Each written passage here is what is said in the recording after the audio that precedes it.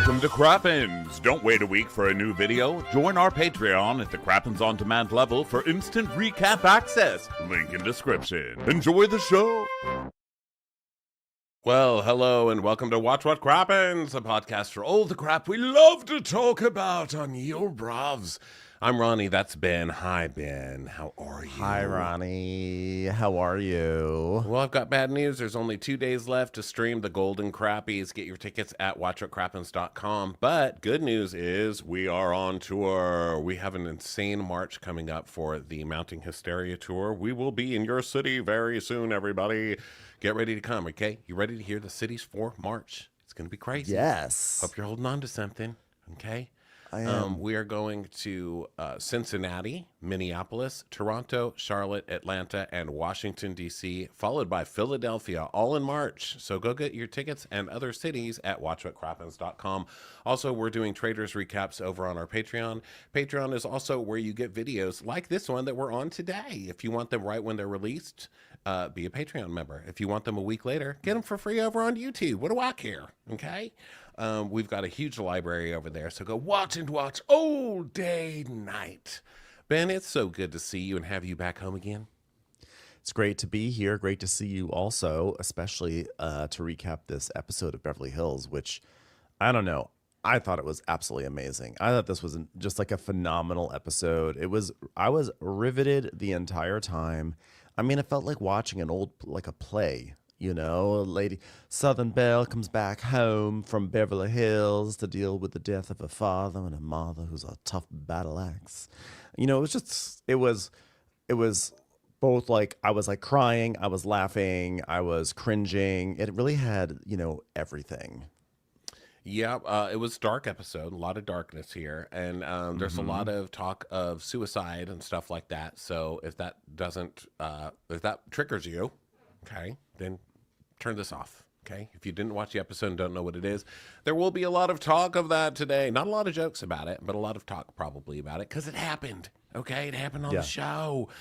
So here we go. We are still in Augusta, Georgia, and the episode I like is just called Mind Your Business. They didn't even try to get clever with that one. No, they're like, let's just quote Reba's big moment. So, God, this episode was so good. Like, this was a Sutton extravaganza. I just am so excited by this. Okay, so Sutton is, she's putting on makeup and everything. She's like, I've got to put on my makeup on. Where have I taken off my diamonds? And they're all just getting ready. Kyle comes in. She went out for a jog in the morning. She returns to the house. It's 11:18, and Sutton's mother, Reba, is in the kitchen holding a blue watering can, just standing there. And Kyle comes back in and she's like panting and she's like, and Reba's like, you've been running? She goes, I've been running. I mean, by the way, I have a bone to pick with your daughter. She told me to go out of the house and make a left and then go to the left on Henry, and there was no Henry. She's like, well, Henry's back there, stupid. In fact, you'd go to the cemetery the way you were going. You'd run to China and back without seeing it. But don't ever go again this late. You'll die in this heat. When I used to do it, it was 5:30 or 6:30 in the morning. You lazy, simpering fool. She's like, well, geez. Also, I have to say, when Sutton was in her room, and I think that every child who grew up in the South might have thought this, but Sutton's like, where are my diamonds? And she's looking around her room, and I was like, oh, God. In 5 minutes, she's going to be blaming the maid. I just want to see this play out. I've seen it play out before, and I just want to see it play out again. But it didn't. And I was actually really disappointed. I really thought I was going to get some justice. So I thought I was going to get some cleaning lady justice on this, but I never got it, you know, and I'm very, very offended. It seemed like it was going to go that way. Reba, the best part about Reba is that she does have kind of like the most stereotypical Southern drawl. Like, it's slow, it's rounded, it's lilting. And so it just makes everything that she's saying seem more evil. Not that if you're evil, if you're from the South or if you have a Southern accent, it's just that, like, you know, it's that thing where someone sort of is smiling with a slow Southern accent where you can tell they hate you, but they're being nice to your face. And it's just like, the nicer they are, the more lilty their voice becomes, the more evil the undertone is. And her voice is really lilty. So she's like, you know, Kyle, I am very strong mentally, and I blame that on my father. I was also his favorite child, so he taught me how to be very strong and independent, something clearly you never learned in your life with your 11 a.m. jogging. Well, what sign are you? Stop. No, And like, also yield. also caution. Many, many signs, actually. No, I meant like astrologically. Oh, the Satan chart? Well, on that, I suppose I'm a Cancer, but I'm not a typical Cancer. I come with no warning. I spread for no reason, and I get you quick, bitch. I told this to my friend. I'm not a nurturer. And she laughed. And Kyle goes, really? You're not a nurturer? You're Kyle, really? You're not? You're not a nurturer? It's like, no. So then Avi comes in. He's like, hi, Miss Reba. You'll be joining us for brunch. And she's like, brunch? I thought we were having breakfast. Well, it turned into brunch. By the way, Avi hates Reba. Like his disdain, his hatred for Reba is so thinly veiled every time they're on screen together. It's uncomfortable. Like it's kind of amazing. There's zero veil. There is zero Zero veil veil. on it. Yeah, he is not veiling it at all. He's like, I don't have to put up with your stupid homophobic ass. You're not my mother. Witch. She's like, who brought this homosexual into my household? So then, And she just, so yeah, she drips with it too. She's like, he goes, well, I thought, she says, brunch, I thought we were having breakfast. And he goes, well, it's turned into brunch. And she just looks at Kyle and she's like, I see that. and then she looks to her watch as well. She doesn't have a watch on. She goes, well, I don't have my watch, but my freckles tell me everyone here is running late. It's not my fault we can't have breakfast. So Kyle's Well, like, look, I'm looking at my wrist and I'm looking up at you, and all I can see is it's cock gobbler o'clock. So get the girls down here. Mama's hungry. So Avi's like, well, okay, would you want to go get dressed and come back? Which is so insulting, by the way. And he's like, which I think he did on purpose. And she's like, why am I getting dressed? Well, we're having a proper brunch. Well, I'm fully dressed right now. As a homosexual, I thought you would have understood the value of good Southern fashion. And he's like, okay, I just thought you might want to fluff up a bit. Fluffing's illegal here. Try it and you'll be in prison. So she goes, I don't need to do that, but I'll see you in a few minutes. When you get to my age, you no longer groom yourself. You groom a dog with very long hair. Please excuse me. So she leaves. Seriously. that dog. I mean, when we see the mom's dog, I'm like, oh my God. You see, everybody has a soft spot. And that dog also looks terrified. When she's like, I'll be back, Cookie, or whatever the dog's name is, the dog's just like, please don't. Please fall. It just keeps looking to the stoop like, please fall. Please. It also makes you realize what Sutton's childhood was like, because you know the way that like Reba combs that dog's hair is the way she would comb Sutton's hair. All right, Sutton, now you lay here. I'm gonna make you pretty. I'm just gonna comb your hair. Now stop moving so much. So Garcelle comes down the staircase and so she says hi to everyone and everything, and Avi is checking on Grits because he doesn't want to burn them, and they're just making some chit chat, just general chit chat about like arriving. So anyway, Garcelle, they're still saying hi. Okay, so she doesn't want to mess up. She wants to have a conversation with Reba. That's basically the gist of this moment. Well, yeah, basically. But Cheryl, the housekeeper, is also there, and Cheryl also wants this woman to die, which is so funny. So Garcelle's like, "Okay, I'll help you guys set up," and he's like, "Well, okay, let's do this, but we don't want to rush Sutton because we don't want to mess with the." He starts doing like shaky hands, and he's like, "The chakras. We don't want to mess with the chakras." And she goes, "Oh God, please, not today, right?" So then, meanwhile, Kyle and Cheryl's just like, don't make me talk to fucking Reba today. I'm telling you now, don't make me talk to that witch today. So then we go up to Kyle and Sutton, and Kyle's like, hey, Sutton, I was talking to your mom. She's so great. As someone with a mom who fed somebody nails on a date to get revenge, let me just say, I get it. Sutton's like, well, she's very interesting, I suppose. This really must speak to how tough Big Kathy was, because if Kyle is like dealing with Reba and being like, she's such a sweetheart, it's like, oh man, your baseline is so skewed right now. Yeah. But also like I would, Reba is much nicer to Kyle, which is notable. She's much friendlier. She's much more open, which has all sorts of layers of implications, you know. So because it's like in some way she can get an advocate out of Kyle, and then also there's just like like, you know, of course she's just gonna be nicer to Kyle, like the white pretty lady who comes in, and you know Reba's like, oh hi there. I mean that's what the internet was pretty much all saying over the past week. Let's not get Yeah, and I twisted. agree. I definitely felt that after the first episode. This one, I didn't feel like she was nice to Kyle. I think she talked to Kyle like you're a fucking moron. But I do think that she would be, you know, nicer to Kyle She was because of, forthcoming. you know, both racist reasons and also because Kyle and because she knows that Kyle and Sutton hate each other deep down. She knows that Kyle's mean to Sutton. So I think part of her is Yes. just like, oh, this girl's on my team, whereas Well, she the also other knows. one's an advocate for Sutton, so she's going to shut her down immediately, you know? What I do get the sense of is that Reba, over the course of the episode, gets an appreciation of how much of an idiot Kyle is. Because I don't think that Reba likes to deal with idiots. I think she starts to realize that Garcelle is the smart one, and she starts to realize that Kyle is actually the dumb one. Yes. But Also Reba's one of those people who, as you know, I've read the same comments as you have on the internet, and I'm not going to argue with them because we know the history of the South, and we, especially when Reba goes into her like, well, back in World War II, it's like, okay, so it's like from a different time. So I'm not even going to argue with any of that. One thing I will say about Reba is that she is a hater. Period. She hates all of these people. I don't think there's one Yes. person on this show that she likes. She even hates her own grandkid. She's like, that fucking weirdo. Do I have to sleep in his room? So this is fair. This is a she's fair just point. She's an equal opportunity hater. yeah, she just hates everybody. So in that way, she's fair. You know, I don't know if she's fair and Yes. equitable in any other way, but in the hatred department, she hates them all. Yeah.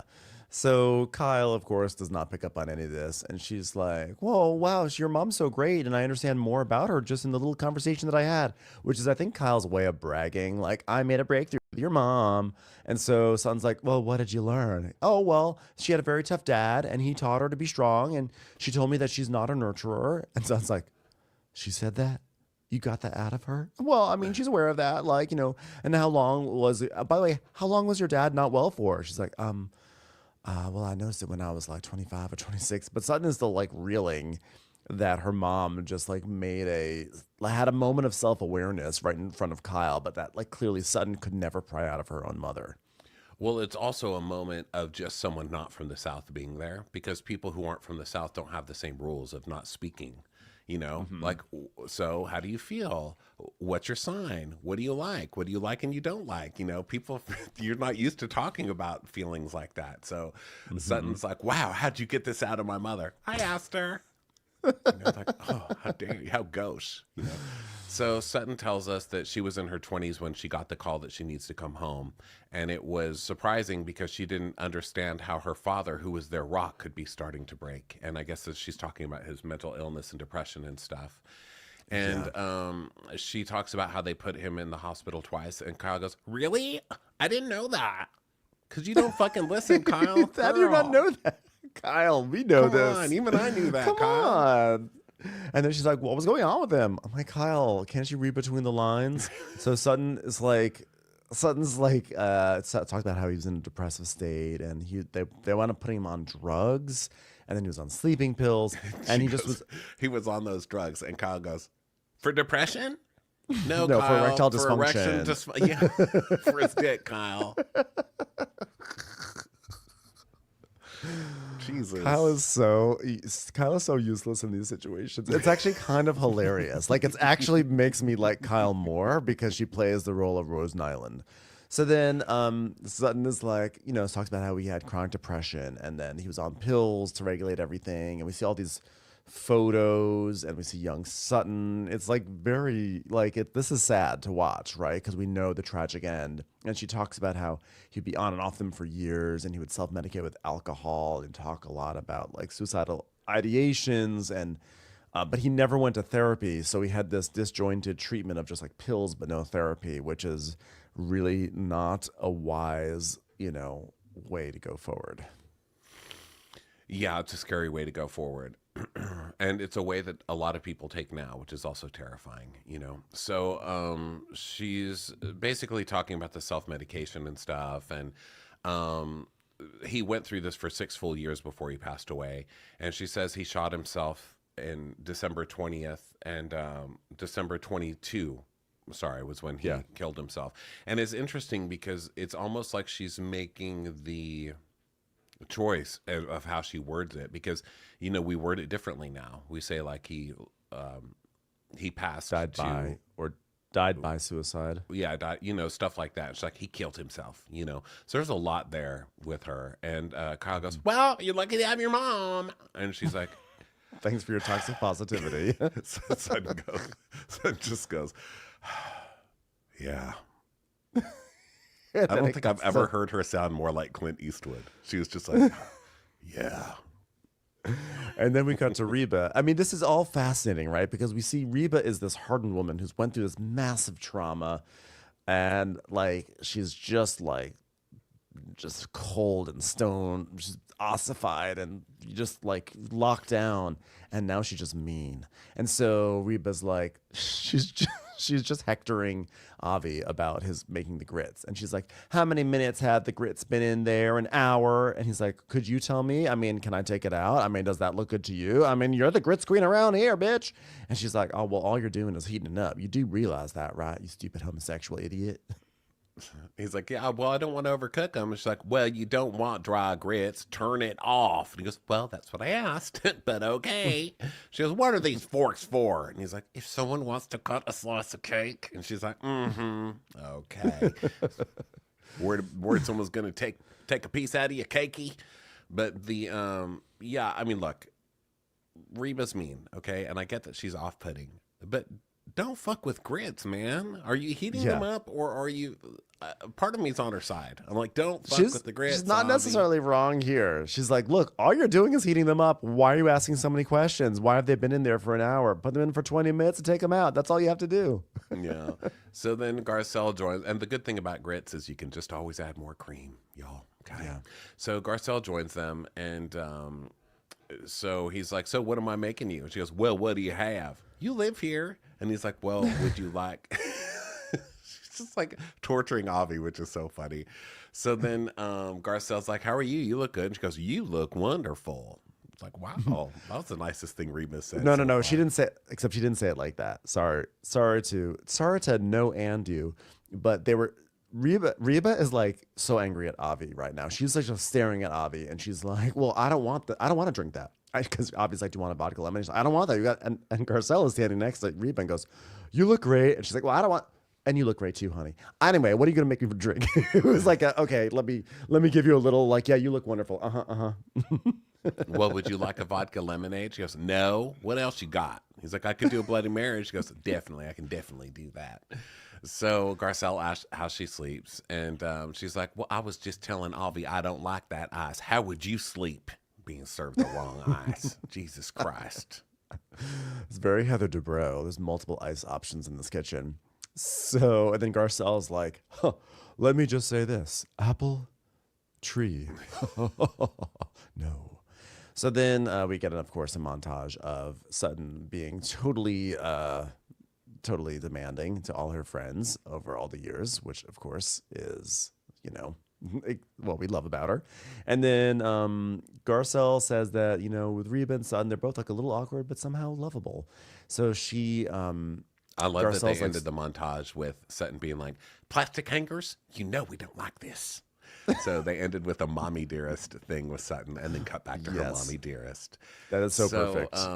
Garcelle's like, "So you're still working as a therapist? Interesting. Tell me, do you use this move a lot?" "It's my favorite. It's a little scrunch of the eyebrows. I played a therapist." "Might I suggest something that you could add into your practice? It's what I call..." "No. Just use that whenever you want." Do you ever use this when you're questioning someone? Wow. "And if someone reveals a inner secret, do you ever go with a classic, 'What?'" "What?" So Garcelle asked her about being a therapist, and Reba's like, "I'm quitting in September." "Well, how come? I'm 82. All right, Shall we go to the porch? You want to sit on the porch, that's her Einstein? answer. I'm 82. Jesus Christ. At least this one has the excuse of having dicks in his mouth. What's your excuse? Let's go sit on the porch. I really need to hear from her patients. What is it like having Reba as your therapist? It's like, well, I feel really insecure and I just feel like I can't speak up when I really want, like in moments when like there's conflict, I just sort of become a shell of a person. Well, that's not my fault. It's just that'll be your answer to everything. I can actually see how Reba could be a good therapist because, look, I'm like a Gen Xer. You hear my advice, stop your fucking crying. And I think that's how she probably is. Because when she doesn't talk, she has kind of a sweet smile, and she does look like she's listening to you. Her eyebrows are raised, and she nods. I don't know if it's... I don't know if it's like medical, but she's like always nodding. And it's just like a Meredith. If it's medical, it's the Meredith Marks, let's just say, where she's got kind of like a just regular head bobble. So she looks like she's listening to you, and she's got like a nice serene smile on her face. So I think if she doesn't talk much, you can just kind of implant whatever you want on her. You can project whatever you need her to be saying that she would be saying. I can see how she could pass as a therapist for sure. Well, she would also be, I would love to see her as a therapist to like an obnoxious man. Like I would love to see a guy trying to go up against her and she'd be like, now what made you think that? I feel like that's the only question she would just ask over and over again. I would love to see her just take down some awful guy. But for a therapist, for me, it would be challenging. I would have a very rough time doing therapy with her. I think it would be good for me because I'd cry and then she'd go, okay, honey, get over it. Nobody likes a crier. Okay, that'll be $100. I'd be like, oh my God, that was amazing. It's the best therapy I ever got. So they go out. She called me fat. Oh my God. I'd come home all giddy, just getting abused at therapy. So Reba and Garcelle go out to the back porch and Reba's like, do you want some ice? And Garcelle goes, no, I'm good. Being tropical. I don't really have a lot of ice. Well, you are in English, that's for sure. Congrats, English people. You just caught a stray. Like, what the fuck kind of thing is that to say? But just the reason I'm laughing so hard is because Garcelle's reaction. She goes, oh, what? And they just go sit down. She goes, well, this is so lovely. Thank you so much for indulging us. I have such an affinity for your daughter, and I think she would give you the shirt off her back. She goes, well, she would do that. She's always been like that. Unfortunately, she has terrible taste. So get the shirt off her back. You're not going to be invited anywhere. I'm going to tell you that right now. On the other hand, she might look a little prettier without that hideous shirt. So Garcelle Trust says, me, giving her the shirt off your back helps only her. well, I'm so happy we're having this one-on-one time together, and I wanted to talk to you because Sutton and I have had intimate conversations, and we see a month earlier, Sutton is like crying about Reba and saying that she knows that her mom loves her, but like doesn't ever feel like her mom is ever proud of her. So Garcelle says, she's so proud of how far she's come, and she would just love to hear you say you're proud and you love her too. And I feel like I can say something to that. Well, I don't think that's any of your business. Reba just leans in. And she just smiles a big smile at her. And she's like, now, I don't want to insult you. I think you have no clue, honey. Okay. Ooh, it is so devastating. You just can't say those words in a Southern accent and not be totally devastating. It's just... It is, but Garcelle is Teflon, which I love too. And she also kind of, good. I think, gets what Reba's saying, because Reba's like, listen, honey, you think it's been terrifying living with me for all these years? What do you think it's been like living with Sutton all these years? And I think that Garcelle can kind of get that. And Garcelle, I think we've been watching this moment in the previews all week. So we're like, oh my God, this is so awkward. Garcelle barely even flinches. You can see that she stiffens up a little bit like, bitch, don't try it with me. But she also is like, I'm prepared for you. You think I can't handle you? I'm not backing down. And yeah, she like, comes back in a very gentle and actually a very respectful way, but she does not back down. And she's like, you're right. I haven't lived with you guys. I haven't grown up with her. I don't know. You're right. I'm just coming as a caring friend, and before you lean forward and say something else that's condescending to me, I'd just like to say, no, no. So you're giving me a message. Is that it? She goes, well, maybe I am. Maybe I am the messenger. There. Done. So What do good you say for to that her. bitch? Yeah, good for her. And in one way, I get what Reba's saying, like it's none of your fucking business, and it's not. But at the same time, like I care about your kid, and you obviously have a shitty relationship, so I'm trying to help. You want me to back off? I'll back off. So I think Garcelle handled Yeah. it very well. You know. Yeah, I mean, truthfully, it really isn't Garcelle's place to have this conversation with the mom, but she's just like, fuck it, I'm gonna do it because A, I'm on TV, and B, like, what? I love my friend, and her mom needs to know, and I don't care if it's awkward and impolite. I'm gonna do this. Yeah, and as someone who's lost her mother, you know, I'm sure there's a lot of stuff you regret that wasn't communicated, you know, and it's like, I think you just get to a point where you're like, what are all these walls we build up with each other? They're so stupid.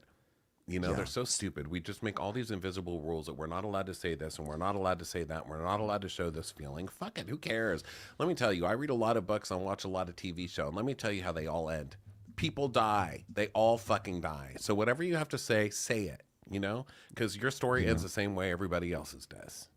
You know what? Too many walls have been built in between us. Too many dreams have been shattered around us. If I seem to give up, they'd still never win, because deep in my heart, I know the strength is within. That's Kathy Dennis, and she's never been more wiser. Catherine Dennis. Kathy, very big difference. Kathy Dennis, Catherine not Dennis. Catherine. Good for you. Catherine Dennis was always a poet. My favorite poem from Catherine Dennis was when she was like, crosswalk, crosswalk, fuck yourself. I ain't slowing down. Die, stupid crosswalk lady. It was kind of iambic pentameter, and I thought it was beautiful. I liked the haiku that she did once that went, Tommy, yes, Thomas, Thomas, Thomas, Thomas, Thomas, Thomas. Oh, I did one too many syllables. Yeah, you fucked it up there at the end, but that was pretty good. There's an extra bonus syllable. Bonus syllable just to kind of, you know. That was a haiku plus. It's a haiku plus. It was supersized. Because for $4.99 extra on Peacock. Anyway, so inside, so we cut away. Kyle comes down. If you shed a tear just now at the beauty of Catherine Dennis's poetry, you're not the only one. So Kyle, I made Ronnie chuckle. I'm done. So anyway, you guys don't know what happened in this episode. Good night, everyone. You're just so funny because I see you counting on your fingers. Tommy is Tommy is Tommy is Tom. Tommy is Tommy is Tom. I'm so sad that I didn't stick the landing. Just you counting on your fingers and not knowing what to do with that extra us was really funny. But the thing is, there was so much flexibility with the syllables because it was only one word. All right. So Sutton comes downstairs and she's setting up the table with Avi. She's like, why don't we transfer some flowers from the living room and put them on this table? Off, move. And Kyle comes in. She's like, oh my God, everything looks so nice. Everyone here to eat. Yeah, it's going to be amazing. So everything's good, right? We're all a big happy family. Like, it's like everybody's tense but Kyle, you know? Yeah, Kyle has no idea the subtext of anything happening in this episode. So it's like, well, Garcelle's talking to mom. It's like, ah! So then we go back outside, and Garcelle's like, I think for me, my mom being gone, that's right, I've put on a little bit of the victim cloak here so you can't come at me. I miss her so much, and I wish there were things I would have said to her. And Reba goes, well, death is final, isn't it? You can't call your mother up and say, da-da-da-da-da-da-da. You can't call up your mother and say, I wish you were proud of me in my stupid little boutique. Congratulations, you sell a camisole somewhere. Wow. I can promise you, your mother didn't care about a boutique when she was here, and she doesn't give a shit about it now. Death is final, okay? Just like sales probably have to be at your store, otherwise everything would be returned over. Whoa. You're talking to me, Garcelle here. This is not Sutton. I'm sorry, dear. That was called projection. I'm a therapist. Pardon Let me tell you what they got It's in very heaven. hard. I've been dealing with the drama of possibly dried grits all morning. I've got some northerner making grits out in the kitchen, doesn't know what he's doing. It's a bit stressful time for me. And now I got to care about some skort that's being sold in Beverly Hills. So Garcelle is like, She's like, no, no, no. I wish I could. I wish I could say anything. I would give anything to do that. Yes. And so I think so. Sutton, I think, does Sutton come out? Yeah, Sutton's like, okay, time for brunch, guys. And Reba's like, well, we've been waiting since 8 o'clock. Because now it's got to be noon, right? So Sutton's like, well, why do you say things like that, Mom? She goes, to show you more love, to show that you've wasted 4 hours of time that I could have been giving you the love that you so apparently need. And so she's like, ma'am, thank you for your time. Well, thank you for wasting it. This has been fun. So they clink, and she goes, you're welcome. That'll be $1,000. And Garcelle goes, hold on, wait for another trademarked. Ha! Kyle comes out, what costs $1,000? I want to buy something that costs $1,200. I can shop anywhere. I can shop anywhere, even in Reba's backyard. Every time Ben and I pass like a gas station store, we're like, oh my God, I can shop anywhere. Gas station stores, airport stores, airplanes. I can shop anywhere. It's totally my personality. I know the one place Kyle can't shop, though. Kyle by Aileen 2. Oh, sad. Burn. I know. Never too late to diss. Never too late to diss that one. So Garcelle's like, somewhere along the way, Reba got really hurt. She shut down. And that's what we're seeing. It may just be a dry biscuit to us, but it's the end of the world to Reba. So I know why Sutton had a relationship with her dad, and she didn't have that with her mom. And I think there might be some jealousy there. There might be some jealousy. I think that's actually pretty good. You know, maybe the mom was like, well, you liked him better anyway. Well, and also think back earlier in the episode, she said that Reba said that she was her dad's favorite, right? So Reba, like, she both knows what it's like to be in Sutton's position, but she also is now like realizing, like, I think that she probably in some ways misses that as well, and is definitely. I do think there's probably some jealousy there, and I think it's probably hard. Like, if you are a parent and you see, like, you feel like you do everything for your child, and then you see the child is just like has a different bond with the other parent. Like, I actually can imagine that might be difficult. I'll never know because I'm not gonna have a kid, but like, I'll ask my houseplants about it someday. Here's what my houseplants say if you ask them. Please give me some water. Please, I'm so thirsty. Yeah, I've got a houseplant. Plantasia, and she has some beautiful new blonde highlights courtesy of being ignored. She's like Manny Luck. She's like Tina Turner now. Okay, so now they start eating, and Reba's like, well, great color. I love this color. And she goes, well, they gave those to me because I ordered 100 napkins, Mama. So I got some flowers. So then Junebug comes in and sees the flowers and starts barking at them, which was pretty funny. She's like, move the flowers. Junebug's an idiot. But then she's also like, isn't Reba like taking one of the nice napkins, and like pretending to do like bullfighting with June Carter? She's like, here you go, run at it. She's like waving it, and then June just goes nuts. So she's like, oh, I love these napkins you got, son, and then she immediately uses it to torture the dog. Yeah. So then they sit down and they start having some brunch stuff. And Garcelle says, do you want me to serve? Here, do you want me to move those? Just give it to me. I'll move them. She goes, would you? Okay, that wouldn't go. Mama, it looked pretty for a second, but we're not going to be able to see each other. She goes, good. I want all of y'all to see my face. Has anybody had any of these grits? And Garcelle's like, oh, these are good. And it's like, you lucked out this time, Cocoa Puff. Avi, talking to you. Well, I loved that Garcelle is like, they're all talking about the grits. I'm like, oh, these grits are good. These are cream puff, right? I'm sorry, I just really like Cocoa Puffs. Cream puff is the more standard. They could have gone. Cocoa Puffs been taken the wrong way by accident. I was like, wow, why did I say Cocoa Puff?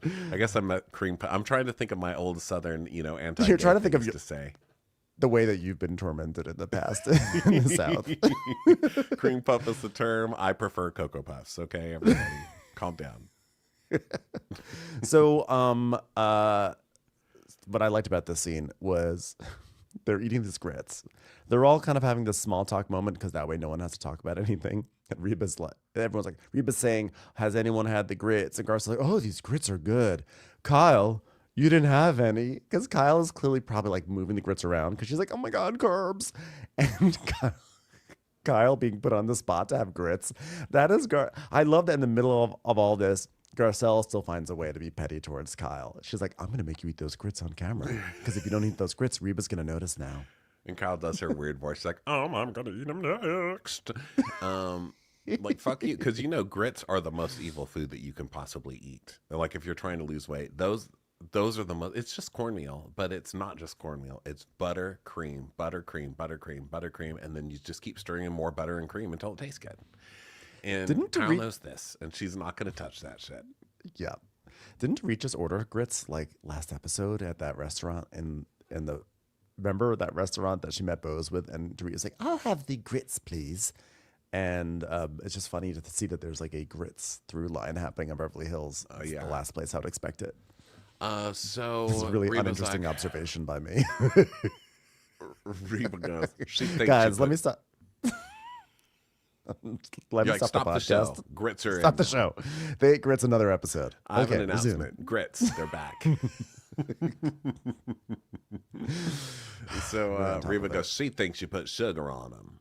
And Garcelle's like, well, some people do eat them with sugar, but I just don't get it. She goes, only northern people. I think at this point now, Garcelle has won over Reba. This is the point where Reba realizes that Garcelle, I think that Reba, at least maybe I'm projecting this onto it. There may be no evidence for this, but I think that Reba likes the way Garcelle held her own against her, and that Garcelle understands a proper way to make grits. That Garcelle is also mortified by Northerners and their use of sugar.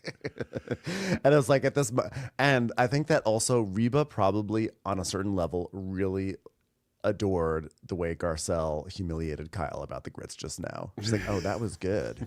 I like this woman. You can stick around.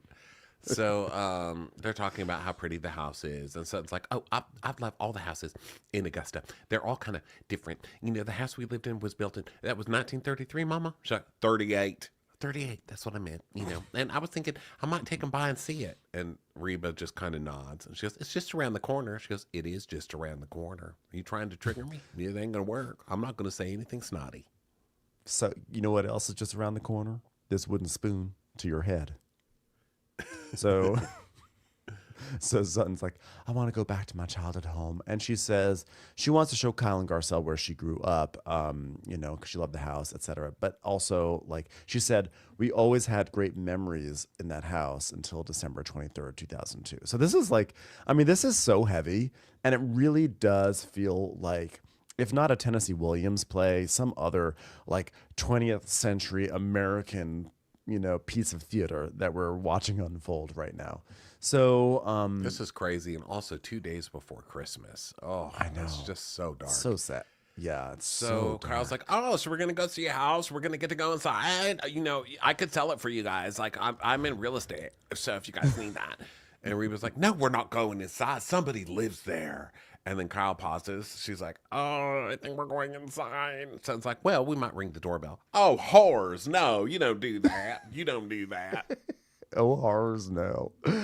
She got like 50% more Southern in that moment. And so Garcelle is like, you don't want to go inside? And she goes, I'm definitely not going. No. Did you not hear me say horrors? So Sutton is basically saying, she now tells us that when her dad shot himself, Reba was home and she was in the kitchen, and she knew that he was on pills and he was on Xanax and he was self-medicating. He was just in a really rough state. And she also knew that there was a loaded gun in the house. So Sutton says that she personally has some penned up resentment towards her mother about it. I guess she's implying that her mother should not have had the loaded gun in the house, etc. So it's dark. And Reba carries that with her too. You have to imagine, right? Even though it's not Reba's fault, but you have to imagine she probably thinks about that. Yeah. It's just all one big psychological morass. Yeah. So Reba's like, all right, well, what's next? We've been sitting here a long time. Anybody just want to pull a baseball bat and treat me like a pinata? Thank you. This was really, really yummy. Wasn't it yummy, Kyle? Didn't you enjoy all the grits that you ate? Oh, wait, still haven't touched them. I'm about to eat them right now. God, stop it. Well, I'm going to go grab my purse upstairs. And Reba's like, where are you going, Sutton? She goes, we're going to go see the house, Mama. She goes, oh, God. So Sutton's like, well, it's a lot I just said because, we're still on Sutton's confessional and the producer's saying, has your mom tried to deal with any of this? She goes, oh, no. No, no, no, no, no, no, no, no, no. And she goes, well, that's a lot I just said. We don't talk about this. It's like, well, you just gave an earful to America, so it's going to be interesting. I wish we could see the mom's reaction, maybe in the after show or something. But I don't know if the mom even watches any of this, but yikes. Yeah. Son's like, yeah, Ma, I'll give you a full report. And Reba's like, I don't want one. So then now it's time to like switch things up. We're going to go back to Los Angeles. We're in Erica's home, and there are painters there fulfilling Martin Lawrence Blah's vision. And there's construction, there's things happening. So Erica FaceTimes Dorit, and she's like, "Oh, there you are. You ready? You ready to see what's going on? First of all, the place is a disaster, but look what's happening." And she's like, "Oh, no." Erica! Oh my God, the cabana's getting a facelift. Well, the cabana's getting a whole new life. The wallpaper's going in over the weekend, but wait, boom! Boom! Look what a little paint does to a hallway.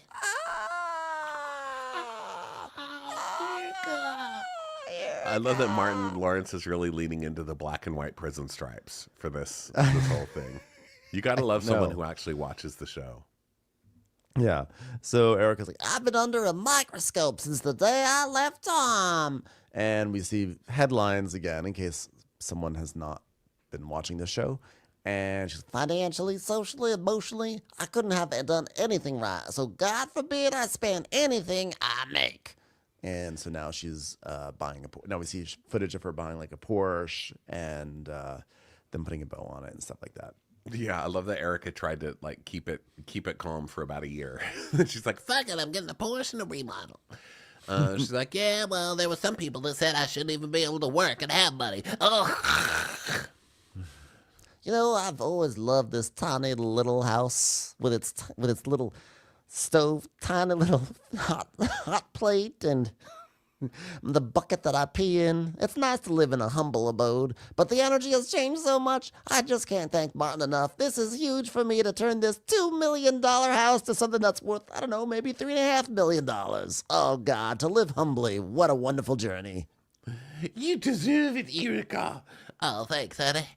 After 4 and almost 5 years of hell, I'm excited about life again, and I feel really good about that, because that's a signal to myself. You're returning back to normal. You get there. You're slowly making your way back to a place you recognize. Before you know it, I'll be crawling all over the floor in a thong, singing a song. And I'm not sure what the song is yet, but I'm sure there's going to be a rhyme with pussy in there. So you just watch out, Grammys.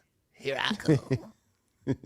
I'm not someone who sleeps into noon, but I was. I was sleeping to noon, if I even got out of bed. But now I wake up at 8 in the morning and prepare for a whole day of nothing. It's exciting. So then we go to Bose's, and Bose has a scene with her daughter, and she's like, I got us some snacks. And so she's like, oh, that's fancy. Don't act like I don't do this for you every day. Like, okay.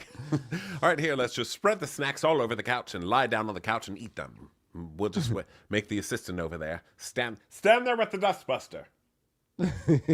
Look at this. It's white chocolate, and that's caramel, and these are brownies, and that's some sort of donut hole, and that's some sort of cookie stick in this thing. I like to call it a tray. They all sit on it. Enjoy. And this is such a mom thing to do, too, where you lay out all these snacks and you go, okay, here's everything. And then you eat a bite of one thing. She's like, that's not how you eat it. You're supposed to dip it first. Come on, Lael. So, her daughter, Lael, is that how you say her name again? Lael? Lael? I don't know. I think it's Lael. Lael. So, or Lael. I don't know.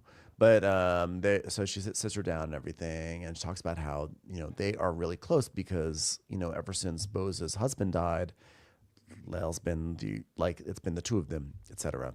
And so, Bo's asking her what's going on, and Leo's talking about she's got volleyball and friends and stuff It like seems that. like they don't. I mean, they seem very close in one way, but in the other way, I think it's probably just being on TV. She's not used to being on TV, but it does seem very job interviewy. She's like, "All right, well, what's been going on?" She's like, volleyball, and can I eat? Should I dip this in? No, you don't have to dip that one. Okay, ma'am, thank you. Okay, your little friends. Why do you say it like that? What, your little friends? Yeah, do you want me to say your big friends? Ha ha ha! They'll kill you. I wouldn't say that to any of them, especially the one that won't touch the grits. So Leo, she basically is asking, like, by the way, how long have you been dating Mr. Keeley? She's, 8 months. And she says, well, because you told me in December, but I didn't know you were officially dating. And then you told me you were friends, and you gave me that eyebrow, like you sort of like, like, so I didn't know exactly what you meant. So you were like, so one of my friends is coming over to Ghana. She's like, girl, why are you imitating me like that? That's not how I talk. Well, the last time I imitated how you actually do talk, I was offered the role of Mama Rose in Gypsy. So, all right, good point. Good point. Don't imitate me. So, so what are you talking about? She's like, well, I mean, I didn't know if you were dating. She goes, well, we were dating. I mean, at that point, a man is going to fly halfway across the world to see you. I would consider that dating. So Bose tells us that Keeley kind of spontaneously showed up in Ghana, and so Bose had to tell her daughter, "Oh, by the way, there's a guy I've been dating who's coming to see us." And and she was like, "Where? Like here in Ghana?" She's like, "Yeah." So that's pretty intense that the Keeley flew all the way across to Ghana. So, but she says things, by the way, are moving for me and for Keeley in a way that's surprising for all of us. And as you know, your mom is not a spring chicken; she's a summer chicken. I just invented that. We're gonna brand it next. And Leo's like, okay, you know what? At my age, it would be better for us if we wanted to have a child to do it sooner rather than later. How do you feel about that? There's only one right answer, and that it is great. I love you, mother.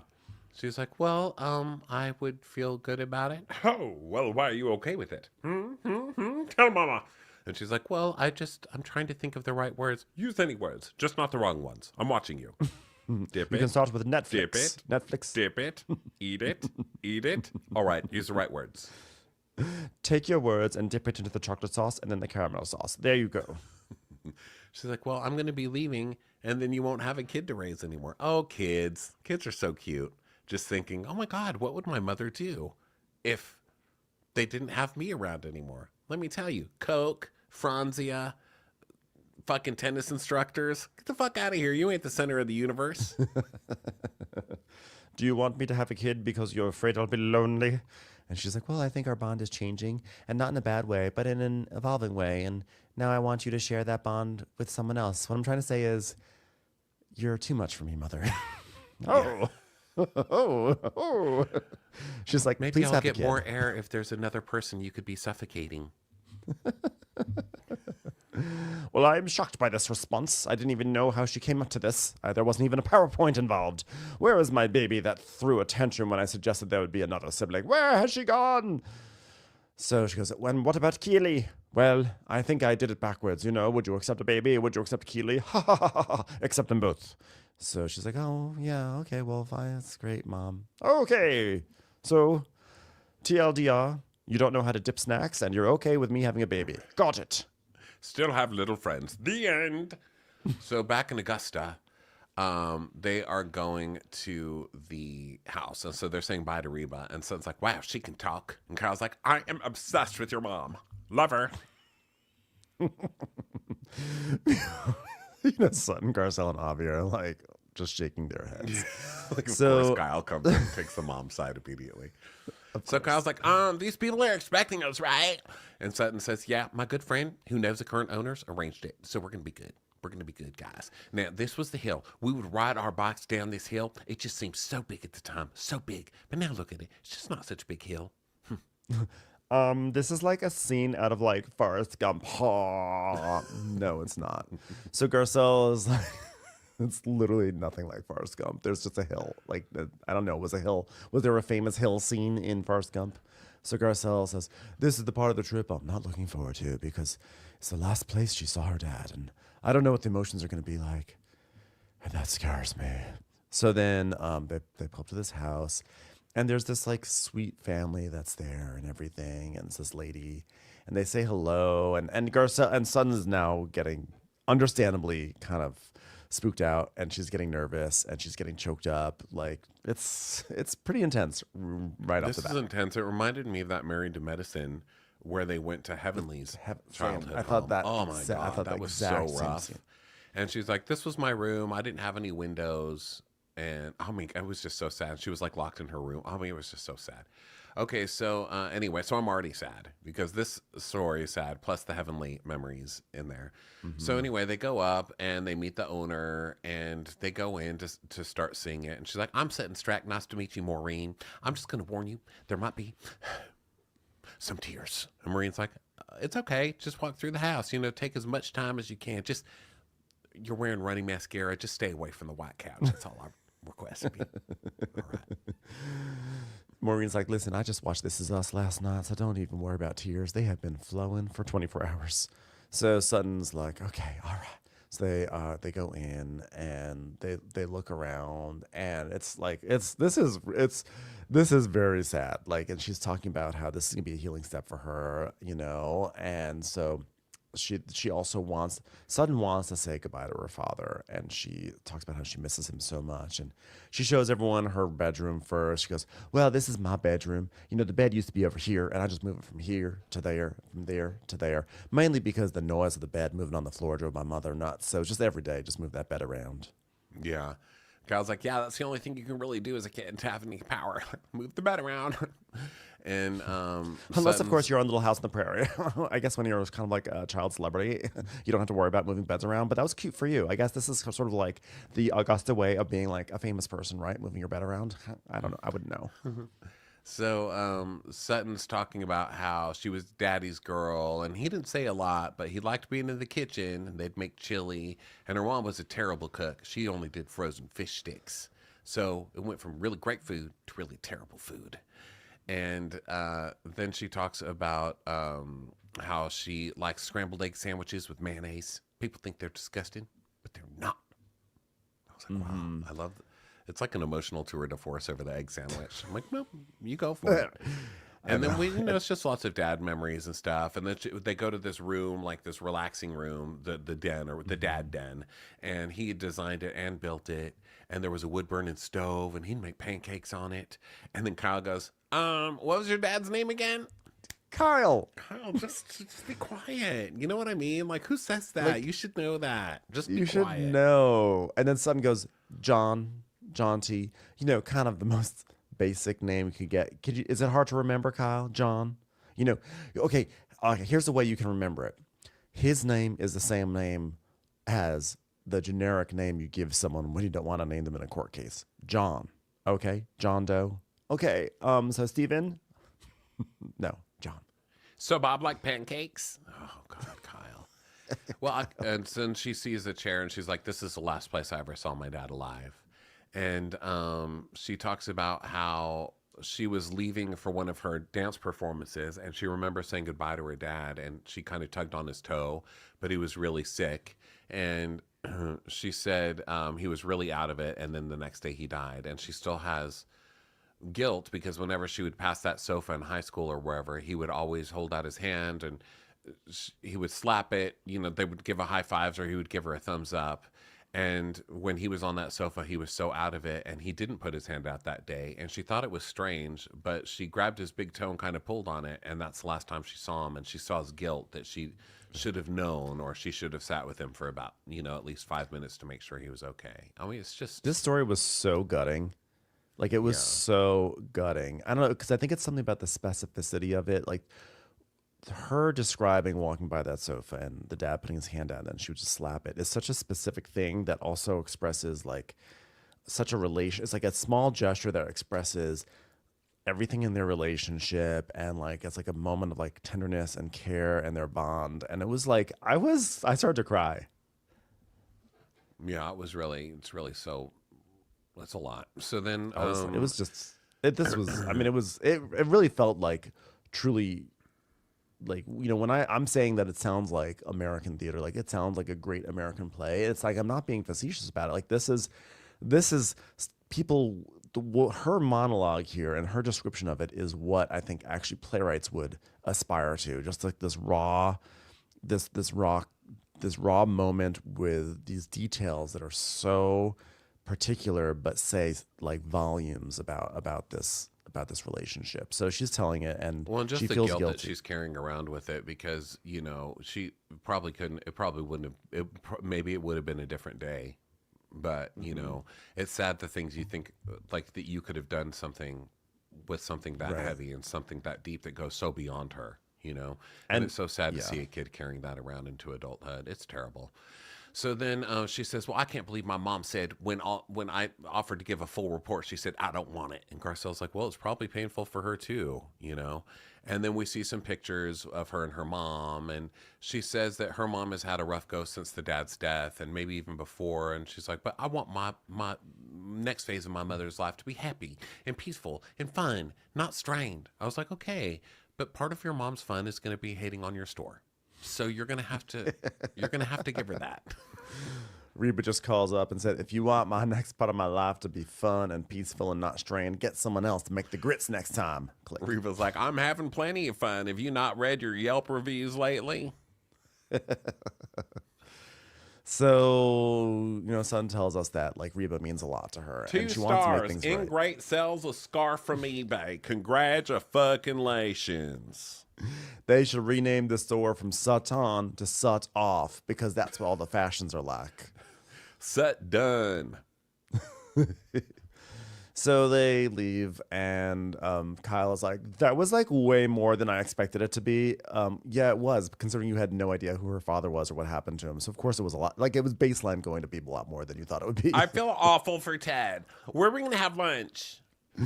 Now, how do you know this guy again? So then we go to Hollywood, and we're at Grandmaster Records, which is low-key a popular destination for Bravo shows. It's kind of like the new Mixology 101. So we have Bose arriving with Erica and Dorit, and they all sit down and everything. And Bose like, the girls need to get out and celebrate life. Also, I brought over some leftover caramel and chocolate sauce that my daughter wouldn't even touch. So Erica's like, All right, well, guess what? Okay, waitress, all right. This one over here, the one with the bug eyes and the crazy accents, she's going to have the same old drink. Okay, a Belvedere soda with 3 lemons and no rind. See how you can just say no rind instead of caucus out? Come on, Dorit. No, I'm sorry, that's not the correct drink. Everything she says until the end, and then it's caucus out. So have you guys seen each other since Kathy's? Which, by the way, I had a nice time. I would never have thought that, but I had a great time at Kathy's. she's like, I had a great time. I was literally just like, wow, this table setting right here. I don't even know where to begin. And I got to change my place settings. So they order some pizza and stuff. And then Bose is like, I have to update you on so many things. And Erica and Dorit are like, ooh, do it. And they do this like leaning on each other like they're so excited to hear. And she's like, oh, you are ridiculous people. Well, here we go. Keely and I have talked about having a baby, but we've actually never said the words, I love you. Girls, go ahead. Give me your reaction so I can take it. Look at both of you. All right. And Erica's like, Hold up, I need a moment. Back up, boop, boop. No, not that far again, Tom. You're gonna fall down the hill. Up, Tom, just roll down the hill, roll 10 times, flipped over. Oh, God, it's snowing in Pasadena. Jesus, don't start me on this monologue. well, I want him to say it first. I want to know what he's feeling. Well, I can hear that. I can feel that. I do hear that there's some sort of concept called empathy that I think I'm going to try to access right now for you. No, don't have it. I'll just have to trust what you're saying. well, I do love him, and there's moments I want to say it, and then I say, don't do it, Bose. And she's like, he has to say it first. No disrespect, but having a baby but not telling the man I love you, I mean, all right, what are we doing here? We're not patting the puss. No disrespect, but having the baby, not telling the man I love you. Okay, all right, where are we going here? So Erica is like, So what do you think is going on? she goes, Well, I think it's as simple as saying, Keely, do you think it's weird that we haven't said, gee, I love you to one another. Do you think it's weird that you haven't offered to share some Pringles with me in all of our time together, Keely? Keely, isn't it weird that every time I go to the store and say, could you please bring me back some green juice, you come back with bags of marshmallows? All right, Dorita, I think you sort of lost the course there. Bose, how about you say Keely? I've been waiting for you to say I love you, but you haven't said it, and it feels a little bit bully. Little jabs. Little jabs. Little Little jabs. jabs. Little jabs bully. And she's like, I'm not saying any of this, okay? She goes, no, well, I don't want him to be like, oh, but I love you too. And then I feel like I made him say it. And Erica's like, okay. Don't do what she said, all right? That's not a good idea. Don't force the situation. I'm like, Erica's advice isn't terrible, but I can't imagine this working out with anybody that Erica's been with either, you know? So Bo's like, well, I'm acting on the belief that he loves me. I know he's going to say the words one day. We love each other. I know that. He showed up to Ghana. I don't know. I think it's fishy that he showed up to Ghana. I don't find that romantic. If you're like, I'm going on a trip with my daughter, and then he just shows up to Ghana, that's weird. And you haven't even told her I love you, or you haven't decided you need to say, to I love introduce the guy to the kid yet. I don't know. It feels weird.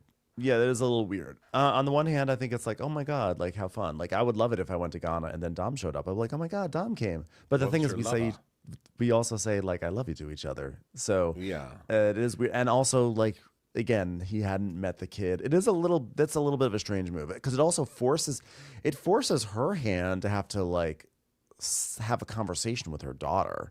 And that's kind of not cool to do, if you ask me. So, you Yeah, know what? I agreed. decided, boo.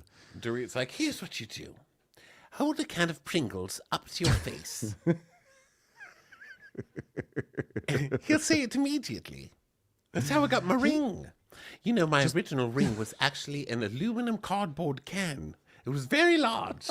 Very, very large. Eventually we had it cut down and had a couple of zirconium shoved in there. And it's worked out for almost a decade. Just short of a decade. Oh my God, it's almost been a decade. Picky! Actually, my first engagement ring was actually merely just a Funyun. But since then, we've really moved on to Pringles box, and then finally, M&M's wrapper. So Bose is like, all had diamonds. Well, do you consider that you are dating for marriage?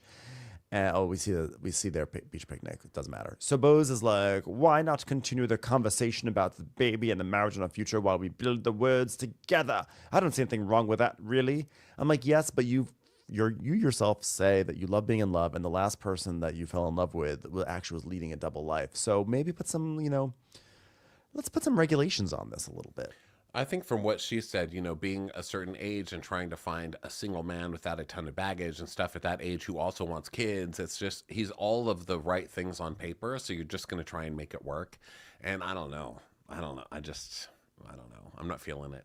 So then, of course, Dorit jumps in. She's like, you guys, I spoke with Piquet. Can someone else have a scene? For Christ's sake, just let the woman have a scene, Dorit. Okay, drop it on us. No, it could hurt you. Well, what? Come on. You had a conversation with what? Who? Huh? Bose? What? Huh? I mean, PK? Huh? He goes, oh, God, you motherfucker. How are we even in this conversation? What did he even say? Well, guys, I picked up the phone, and we just started talking. I mean, first I realized it was a banana, so that was awkward. But then when I actually picked up the real phone, the conversation was much better. First of all, he called me, but he couldn't really speak. You know what I mean? So I said, Piquet, pretend I'm a bagel. And he said, I'd like nothing more than to toast you, butter you up, and swallow you whole. I said, we're back in business, baby. So it was like we were friends. It was just like the old days of me, PK, Boy George, hidden in a room that we said had black mold. It was just the old days. And Bose is like, that's a lie. It's a lie. I mean, where is my lipstick? Now, it's funny because Bose recognizes the bullshit with PK, but can't see that there may be some bullshit happening with Keely. And vice versa. Well, I mean, that's so normal, though, too, right? You can't see it when it's your own life. I mean, I can call out everybody on Bravo, but then I date the worst every single time. I'm like the worst at it.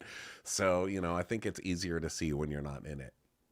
unfortunately. But yeah, stupid Dodo Dorit is like, Oh, when I was talking to him, and there it was, the father of my children, the man I believed no longer existed, on the phone with me. I'm like, oh yeah, because he knows because Kyle went back and told him that your ass is going to get serious, and everybody told you to go after his ass because they know that 10 years is coming up, and so now he's going to call you and try and sweet talk your ass so he can screw you over before the time limit. Come on, man. Exactly. Yeah.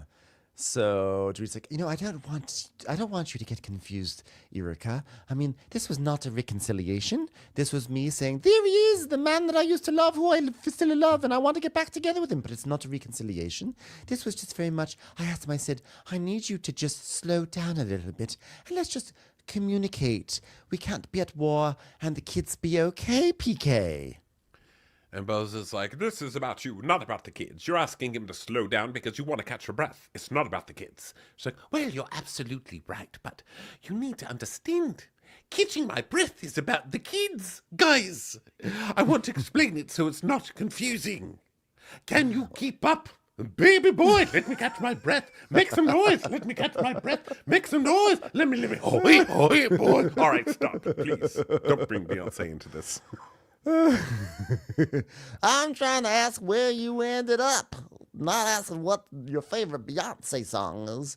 So, well, the conversation was a hell of a lot better and different than I thought it would be. I was like, gee. And Bose goes, well, it feels like a trick. A trick?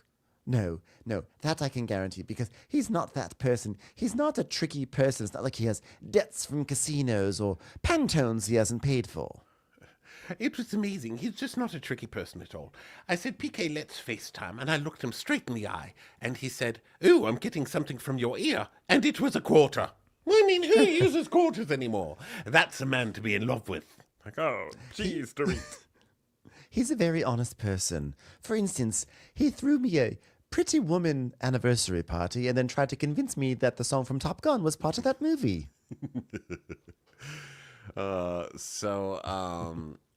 She's like, well, the good person is the Pringles, PK. The bad person is when he's raging. Now stop giving me CD! What? Stop giving me Sadui! What? Stop giving... She's saying side-eye. Stop giving a fucking side-eye. Thank you, Erica! I'm sorry, I'm just very, very frustrated.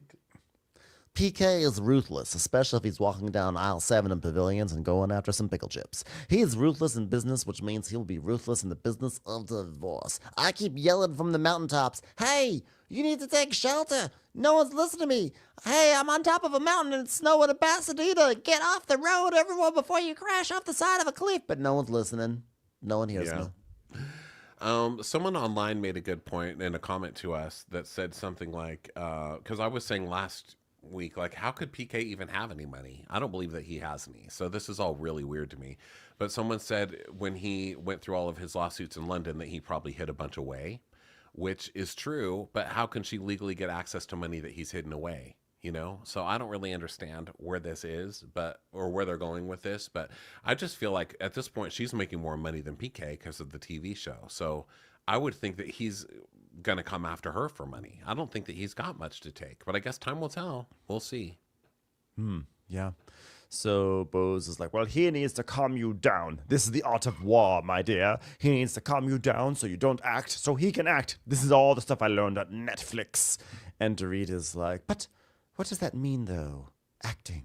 I don't understand the advantage. Well, the advantage is that he wants to have you have the upper hand. If you're cornered like any animal, you're going to strike. And he's afraid of how smart you are and how you will strike. He's calming you down, Dorit. What can't you follow about this so we can run the bases on you? Correct. Legally, you can scoop up everybody so that you don't have good counsel. Yeah, but he has to pay the counsel. That's the problem. He can't go hiring every lawyer in town. But I think their advice is correct with Dorit. Isn't it that if you falling into the trap of being like, oh, guys, well, he called and he was nice, so maybe everything's different now. No, things are not different. If that man is still not showing up at your house and spending time with those children, things have not changed. Isn't I could be totally wrong, but isn't it if you just like have a consult, like a meeting with a lawyer to see if like maybe I should hire you or not, that immediately like takes them off the table for someone else? I could be totally wrong. I don't think so. I think you have to retain the lawyer. I think if you went to a lawyer and I ended up not using them that you would be able to use my lawyer, I think. But what the fuck do I know? Nothing. Nothing. Well, so be it, John Jansen. So Bo's like, Dorit needs to keep her eyes open. A divorce is going to come. It's going to take her by surprise. She's going to get the short end of the stick, and guess what? There won't be any chocolate sauce to dip that stick into. You can't just stand still and wait for him to do things to you. You can't be a victim. Do you think this is a game? Yes, wake up. I'm just saying. She's like, whoa, holy shit. I loved her. I loved Bo's being like, I love Bo's yelling, wake up at Dorit. Wake up! It's great. Snap out of it. Wake up! Wake up! So let's go back to the sleepy streets of Augusta, Georgia, shall we? So Sutton FaceTimes Reba, and she's like, "Hi, do you have that Parmesan cheese?" Oh, because Sutton is in the kitchen, but Reba's in her house out back. So she FaceTimes her to be like, "Do you have Parmesan cheese?" And Reba's like, "Now, see, I couldn't open up your messages about the ingredients, mainly because I saw your name attached to it, and I said, I don't want to deal with my daughter right now. I'm having a good day. So why don't you go into the kitchen and look at the ingredients and see if you need anything?" She goes, okay, mother, I'll see you soon. Well, why are you asking Reba to do it? Call Instacart. I mean, and you Yeah. have Avi. Why isn't Avi doing Yeah, it? Bobby. So then Kyle sits in her bed and calls Kathy, and Kathy's like, "Oh, hi, I'm just going outside. It's so beautiful. I had dinner with the girls, and the other, oh gosh, did you see the flowers? I had those flowers made." She's like, Kathy, you're on FaceTime. You need to stop holding the phone up to your ear." She's like, "Oh, we're sorry. Sorry, Kyle." Sorry, Kyle. And now she holds it above her head. Kyle's like, "Okay, well, now I can see the top of your sun hat." So, by the way, Mo and Portia leave today for Europe, and because he's gonna take her on that trip, and he's just like dropping her off, like a guided tour where they're chaperoned. And then he like goes off for like 4 days to like Switzerland and like a meditation thing, and he goes off to meet like PK and Saint Tropez. And Kathy's like, "Okay, that's great. Well, I do that every weekend, so it's not so surprising to me. Have a great day. Go, that's great to be all meditative and everything." So, yeah, they're gonna like party and everything. Wow. So then Garcelle is on the couch with Junebug, and Junebug's just staring at Garcelle. She's like, "Well, hello. Where's your mother? Why are you staring at me?" "Sutton, all right, let's go find your mother. You're making me very uncomfortable." The dog's just like...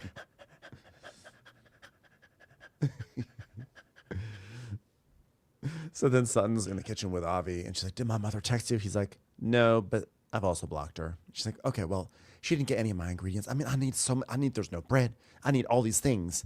He's like, "Well, your mom got that. She's like, gluten-free. I asked for a very specific kind of bread, okay? Then I asked for a cucumber, and there's no cucumber in this salad. Like, then I asked for something else. And like, look, she's just getting it all wrong, all to spite me. She wants to ruin my crab cakes."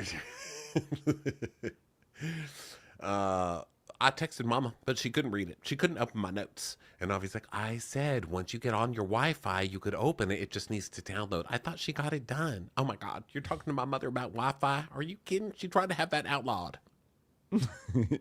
So Garcelle is like about to enter the kitchen, and then she sees it's like tense. So she just sort of like, she backs out. She's like, "I'm not getting involved with this." So she's going to sit to the side and listen in. So Sutton's like, "I was very, very specific. I said no cucumbers, no gluten-free bread." And what did she get me? Cucumbers and gluten-free bread. I mean, it's like she just hates me. Guess what? I love crab cakes. And she tells a story about how her dad always made the best crab cakes, and he gave her the recipe. And in fact, and her mom loves them. And like 2 days after he died, they actually made the crab cakes for Christmas Eve, and then she burned them. I was like, oh my God, this story just keeps on.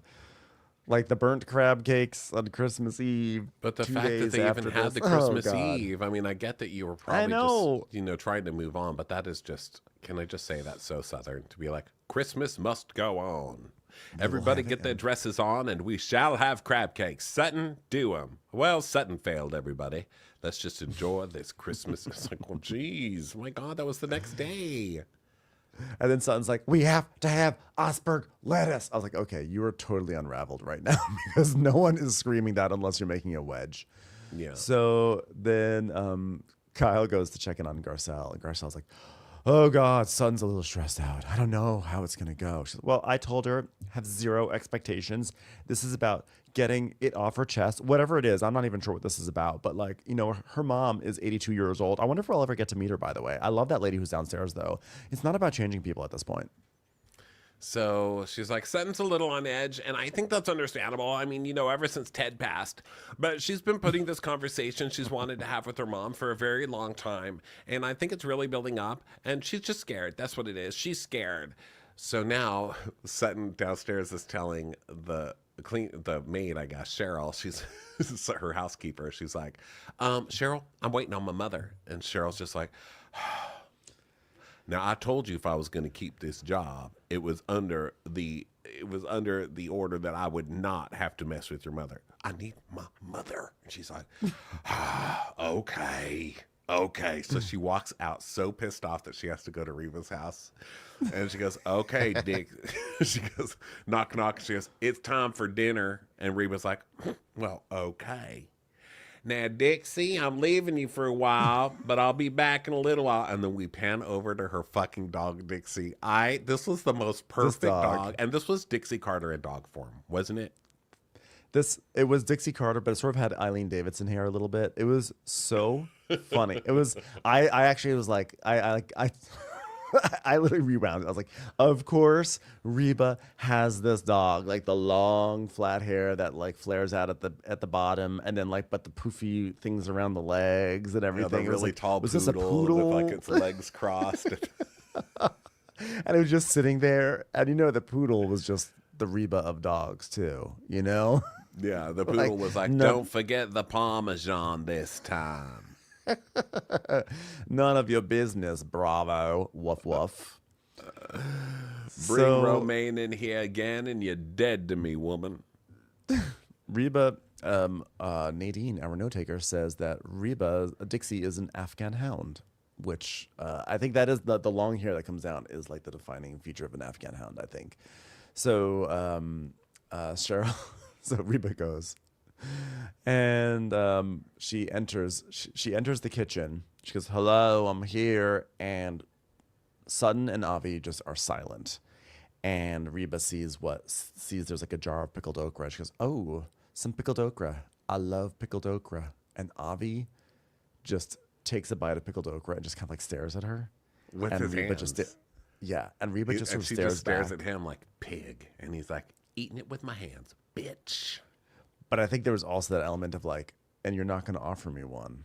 Like a lady just entered the room and said she likes pickled okra, and you ate one, but you didn't offer me one. Like she was disgusted on so many levels. The hands, the manners. It was definitely a power play. I love that he just reached in with his fingers, grabbed a pickled okra, and swallowed it in front of her face, and then walked away. I was like, yes, Avi. And Reba just gives him a long ass stank face. Like she just is like, she's like doing that thing where she's like walking down through the kitchen, still looking at Avi, like, I saw what you did. I saw how nice. Sutton is, she's like, I'll make the crab meat patties while we're talking. Okay, mother, this is my capsule collection. She's like, this is your what? My capsule collection, mother. Okay, this is what I've been working on. This is my sustainable green line that I do for Sutton Brands. And she goes, oh, all right. That's great. Hey, as long as we're talking about sustainability, could you sustain those crab cakes a little bit more and keep an eye on them in the kitchen, please? She's like, okay. If you ever had ability to do a proper crab cake, it would be wonderful if you could sustain that too. But fortunately, you've never had that ability to sustain. So what's That's a shame. Capsule now? Sustainability, I guess that's a word we don't use with your marriage to your ex. So Sutton's like, well, the past 2.5 years, I've been working very hard on my new business, and we have started Sutton Green Line, and under that, I'm going to do a series of capsules. And Reba's like, what the fuck are you talking about? Green Line, capsules, none of she's like, it's shirts and pants. Just say it's shirts and pants, Sutton. Well, for all my life, I've been wanting to acceptance from my mother. And she was always a career woman, and I'm so proud of her. I just want it to be reciprocated. So Reba's rubbing her fingers on this like kind of plasticky skirt thing. And she goes, is this real? She goes, yes, mother, it's real. Like real saran wrap or real, mother, it's just real. as in animal skin or pencil erasers? What is this supposed to be? It's real. Stop touching it. No, I didn't mean are the materials real. I meant, is this real or is this a joke? Like, this is what you're proud of, that you brought a trench coat into my house? So then there's a beige trench coat jumpsuit thing, and it has a big round patch that says name 'em. Who's going to wear that? No, yeah. No Come one. on, I'm son. sorry. I'm sorry. I'm not your mother, so you don't need my validation, but that is a stupid jacket. Take the name 'em off there. You need to either have fashion or you need to have t-shirts with like your funny sayings on them. Yeah, you your can't mix Zazzle high stuff. fashion and then put housewives quotes on them. No one's paying Yeah, and then- $1,000 for that. No, don't do that. So Reba's like, oh, so this is a jumpsuit. So good. You can look like the cable man. And Sutton's like, well, mother, it's actually a trench and it's really cute. You know, this and put this on. You know, I just tried this on last week. It looked really good. She goes, well, it would look awful on me. I mean, I'm very happy with my body. I just know that something that looks this awful on a table can't possibly look good on me as a human. Now listen, I'll tell you who it would look good on. Inspector Gadget. He around? Maybe he's got a budget. Well, it's very complicated. It's very intense work because every single piece that you see has a code. And it goes to London because that's where they're based. It's super fast and it ships out from Houston. It's not easy, Mama. She goes, reminds me of ground beef.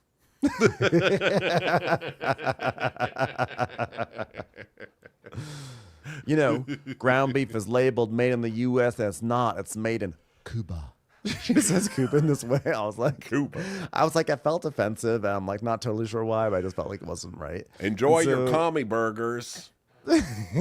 from Cuba. So Sutton goes, okay, well, I'm going to take these products and I don't care where they are and where they're made because I'm saving them from going to a landfill. Oh, like your marriage did. Okay, mother, that's too much. Okay, it's not like ground beef. I love that because that is just that's such a mom thing to say. Like ground beef. So Garcella and Kyle are listening in, and Garcella's like, oh, good, they're talking. They're making little passive-aggressive swipes at each other. This is going great. But they're only on the clothing part. So then we cut back, and Sutton's like, I'm going to cut up some lettuce real fast. Okay. What would you like to drink? Cyanide? A bleach? Got a little Drano here. You want me to help you? What would you like, Mother? She goes, you realize I live by myself, right? So she opens the fridge and starts going through it. She goes, you want me to get out the crab meat? She goes, yes, please, Mother. Thank you. Sutton's really about to have a breakdown. I don't know. For some of this, I just see the mom as just being like, whatever, great job. What's next? Like Sutton's really expecting a lot out of this woman that I just don't think she has a dinner to give her. Nope, not anymore. And so Reba's like, by the way, what time are you leaving? You know, I mean, I love having you all here, but Dixie gets very uncomfortable around homosexuals, which is odd considering the way she looks. So I just want to know when Avi's going to clear out. Sutton's like, well, our flight's at 2:30. Okay, 2:30. Oh, by the way, why are there spoons in the freezer? Are we having caviar? And who put this ice in the ice maker? Don't tell me. I already know. The Care Bear like, "Have you-" over there. Have you eaten yet, Mother? You're grouchier than usual. She's like, no. She's like, okay, well, have these dip things. Okay, I can't deal with your hangry self. She's like, well, I don't like stuff like that. Dips. That's for poor people. I'm anti-dips. She goes, so I was talking to John Clark last night, and that's her brother. So we see the flashback of her talking to her brother. And she's like, well, yeah, I just don't know if she gets me or understands what I do. And he goes, oh, well, I think so. I mean, she didn't say that. She goes, so you just have ESP? And he goes, well, I mean, you can tell. She goes, I can't tell. I feel like she's so guarded. And he goes, you know, I mean, think about what she does for a living. So She goes, I know, but we are not her patients.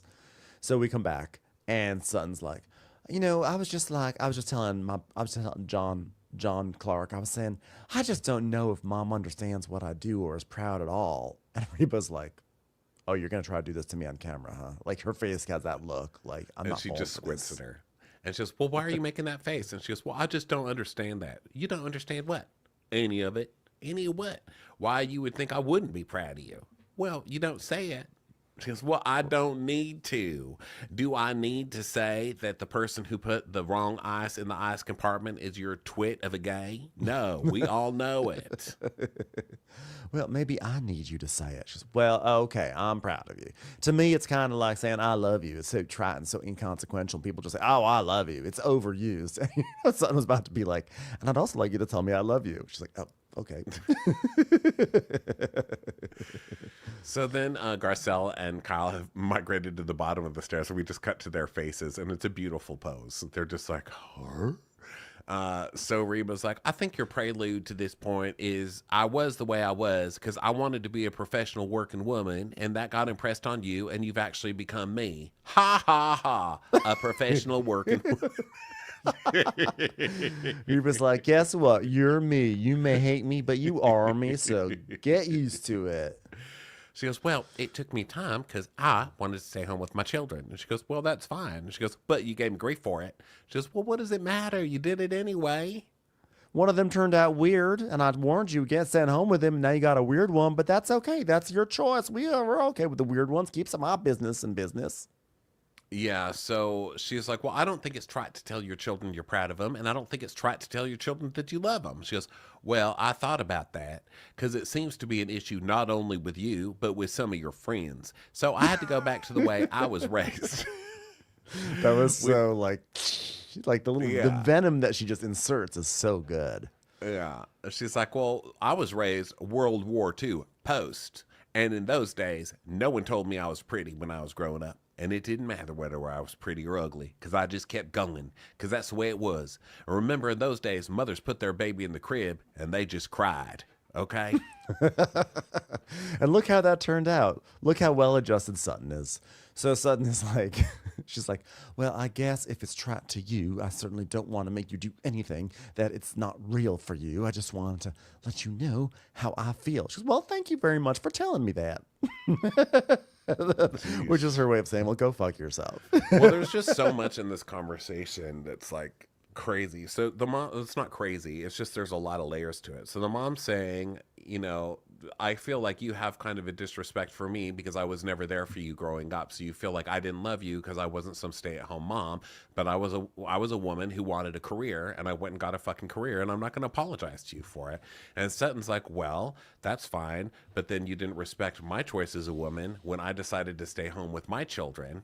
And she's like, but I did respect it. And she's like, no, you really didn't. You've never respected me ever since then. And you don't consider my career real because it wasn't my original career. I came up with it after I raised my children. So a lot of this is beyond even mothering, you know, it's just like a womanhood argument. It's so which has been going complicated. on forever. I mean, there's just so many layers to it. And it's actually pretty fascinating. I would love like even more episodes of this, just listening to these two kind of go Yeah. at it and peeling back what it really is. This was like the Southern Gothic version of like the Monica and Linda scene from Salt Lake City. Oh no, theirs was all season 4. fake. No, theirs was like the trashy version of this, right? But it was like very compelling to me because they have all this baggage between them, and now we're seeing the baggage here. But this is like that Southern, like we don't talk about those things kind of things. And so, whereas Monica and Linda was the opposite, where it was like, oh, we actually overshare all this bullshit. So Sutton is, I just loved this. It was just so cold when Sutton is like, well, I just wanted you to tell him, I don't want to make you say something that you don't feel comfortable saying, but I just wanted to let you know how I felt. And the mom just being like, oh, well, thanks so much for sharing that. Like, do you feel better now? Do you feel better now that you've said that? Okay, thanks. She's like, well, I have my show, and I'm doing a fashion show for this capsule, and it's a very, very big deal for me, you know? And I know you don't like to travel, but it would be great. She goes, I don't mind traveling. Okay, well, you tell me that you don't want to. I mind traveling to places where that little man is what I said specifically. But, you know, I could come to California. I think I could do that. She goes, well, that would speak volumes to me, Mother. She goes, do I have to sleep in Philip's room? Okay, please just don't make me sleep in the weirdo's room, please. I love that she said, I could come. I was like, oh gosh, just really leaning into the Southern stuff. So this is like a big breakthrough the music changes. It's like nice. It's like, hey, hey, audience, we've decided that this is a nice moment because the mother gave a mild concession. So Sutton's Well, like, that's okay, huge well, for her because that is her saying. She's not going to break down and be like, "Oh, I do love you, honey," because it's just not her, and she's not going to break and do it for TV, which I kind of respect actually. That she's like, "I'm not going to give you that because you're blatantly pandering at this point. I'm not giving it to you, but I will show it to you by coming to see your little fashion show," and that's a bigger deal, I think. So I think she communicated it in her way, which you Which know, is a parallel. she's a stubborn lady, but I think at least she's going to show. If she does show up, then at least she's going to show it. So that's a big deal for her. And this is, of course, a parallel to the discussion between Bose and Keeley about like what needs to be said, what doesn't need to be said. So this is like a really well-made episode. So Sutton is like, well, where would you like to sleep, Mother? She goes, well, is the aquarium still in that one room? Because I can't sleep with the fish in there, you know. She goes, oh. Okay, Mother. Well, I just want to be better. And Reba goes, well, we can do better. And she goes, I know we can. And so Sutton is like actually really touched because her mom said, we can do better. She says it gives her so much hope for their relationship going forward. And she's like, I'm coming in for the hug, Mama. You don't have to hug me back. She goes, oh, God, do I have to stand up? She's like, no. And now I can make crab cakes. And girl, when she served those crab cakes, they were burned. I felt bad. They were, and I'm proud of Reba for not saying anything. I think they were browned. I don't think they were burnt. They were on the edge. They were on the edge. Burnt. So they hug and everything, and so now she's like, okay, I'm gonna go get my friends. So it's like a very sitcom moment because Sutton goes into the foyer to call down Garcelle and Kyle, and they're already there. So they go running. Garcelle runs away. And she doesn't really get to hide, but Kyle goes back up the stairs and then turns around and walks down the stairs as if she was just casually walking down the stairs. It was actually one of the funniest things that Kyle ever did. The way that Kyle came down that staircase again, like, yeah, no, I was already headed down. I died. That was the best. That may have been the best thing that Kyle Richards ever did. So she's like, it all went really well. It was very calm, and she's gonna come to the fashion show. And Garcelle's like, I'm so proud of you. And Kyle's like, that's so great, good for you. So when do we get to meet your mom? What fashion show is happening? So so she serves the crab cake. They cook the crab cakes, and then they are like, it's happy now. It's cooking. They sit down. Crab cakes are served and everything. And Reba is smiling. Reba goes, this salad is good. Which, you know, again, that was her way of saying, I love you, daughter, and I'm proud of you. Yeah. And she The said, salad well, is I good. just want to give a cheers. I'll leave here with a smile on my face, and I want to be a better daughter. And Reba says, a friend. She goes, and a friend. She goes, yeah, good. Got it. Nailed it. And Son goes, all right. So as you are my new friend, I'm going to leave you with cleanup duty. Bye. wow. Great episode. That was Like good a one. real Yeah, it was a good one. tour de force. Like that. Like I literally think that Bravo should submit that to the Emmys for consideration. It'll never get nominated because, you know, the Emmys are like, they're totally biased against our craft of the Real Housewives. But it was so good that I actually think they should submit that one because it was like kind of a great, perfect hour of television. That was a good one. All right, everybody. Well, thanks so much for being with us. Thanks for being with us on Patreon on video. And we will talk to you next time. Head over to Patreon for video and Traders recaps. And we'll talk to you soon. Bye, guys. Bye.